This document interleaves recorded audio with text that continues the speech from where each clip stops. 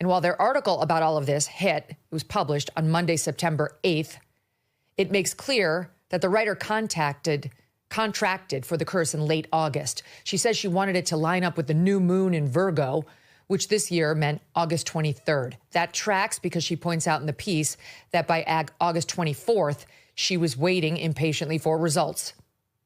The witch, they reveal, promised on August 23rd that, quote, you will see the first results within 2 to 3 weeks.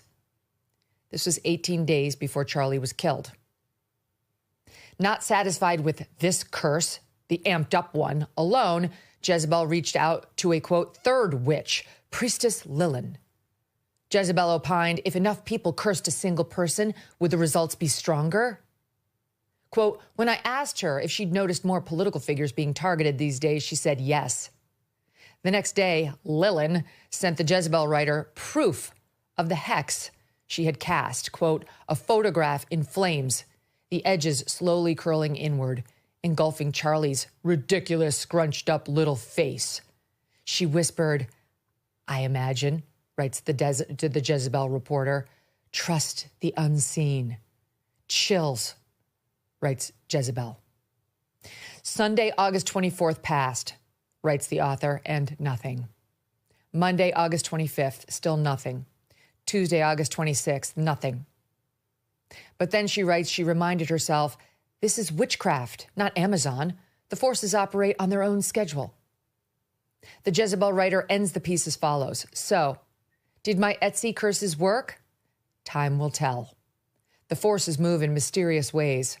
And as the priestess Lilin reminded me, spell work is a collaboration between the caster, the client, and the universe itself.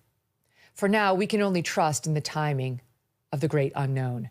To you, Mr. Kirk, may the rash come swiftly. 2.5 weeks after those curses were requested and cast, 2 days after Jezebel published that article, Charlie was killed by an assassin's bullet. I know what you're thinking. This is a bullshit Etsy curse. Why are we spending time on this? I'm going to get to that in a minute. Stay with me for now. After the shooting, Jezebel took down the article, quote, on the recommendation of our lawyers. They underscored that the piece was meant to be humorous, intended as satire, and that they made clear they wished Charlie, quote, no physical harm, which is not the full story now, is it?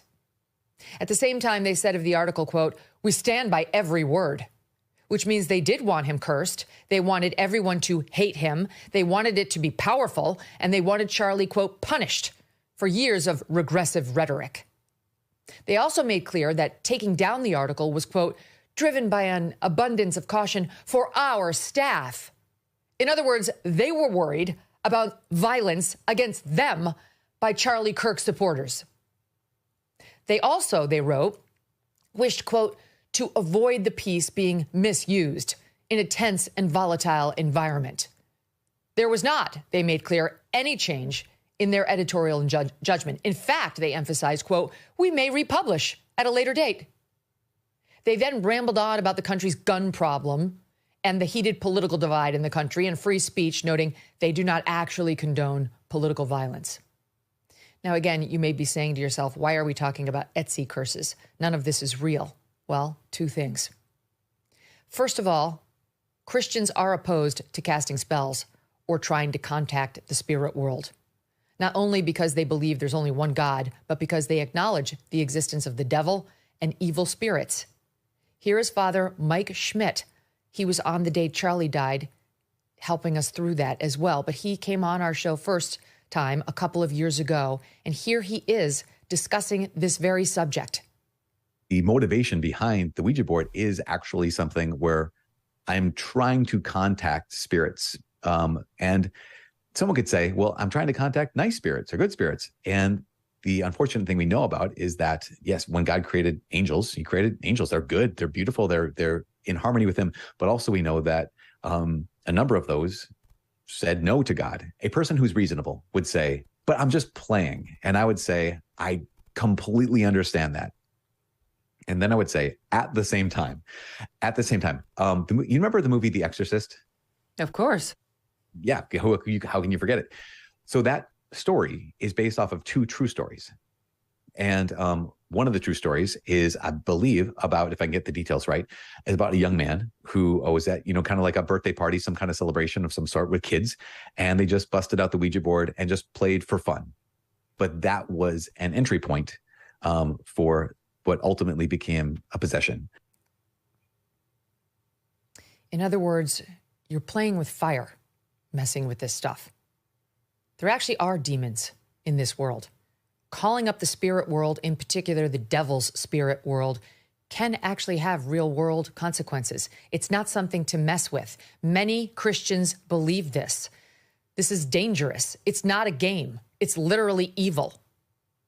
Second, this is what I really want you all and the people at Jezebel and Etsy to know.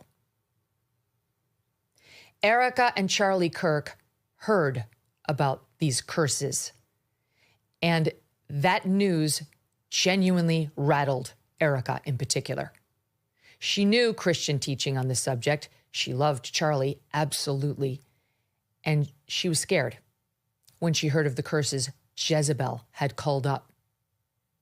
So much so that she and Charlie contacted a friend who I believe she said was a Catholic priest, but definitely a friend, and asked him to come over and pray with them over Charlie the night before he was murdered.